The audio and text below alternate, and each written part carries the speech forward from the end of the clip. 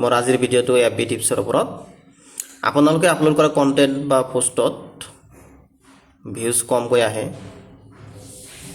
বা ইন্টাৰেকশন কমকৈ অহাৰ এটি অন্যতম কাৰণ হৈছে আপোনালোকৰ কন্টেন্টত আনে কৰা কমেন্টৰ ৰিপ্লাই নকৰে।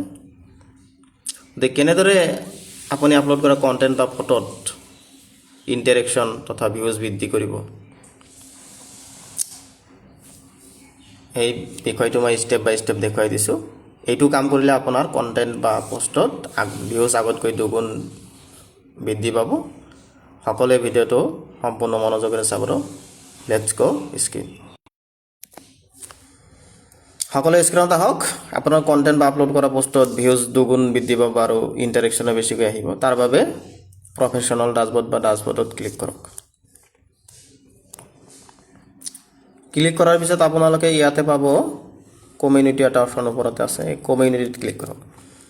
কমিউনিটিত ক্লিক কৰি ইয়াতে ধুনীয়াকৈ আছে ৰেসপন্স টু কমেন্টস, ইয়াত ক্লিক কৰক। ৰেসপন্স টু কমেন্টত ক্লিক কৰি ইয়াতে চাওক মোৰ বহুত কমেন্টৰ ৰিপ্লাই কৰা হোৱা নাই।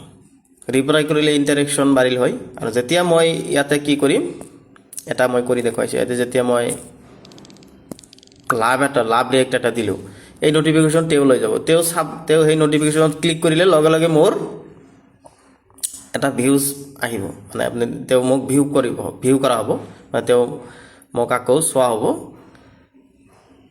আৰু তেও হয়তো মোক আকৌ এটা কিবা থ্যাঙ্কস বা কিবা এটা ৰিপ্লাই কৰিব পাৰে বা কিবা এটা লাভ বা লাইক ৰিয়েক্ট দিব পাৰে। গতিকে এনেদৰে কি হ'ব, এনেদৰে আপুনি যদি ইয়াতে গৈ ৰেসপন্স টু কমেন্টত গৈ মানে এইবিলাক যদি আপুনি ৰিপ্লাই কৰে, তেতিয়া আপোনাৰ এই কন্টেন্ট বা নিৰ্দিষ্ট পোষ্টটোত কি হ'ব, আপোনাৰ ইন্টাৰেকশন বৃদ্ধি পাব আৰু ভিউজও বৃদ্ধি পাব।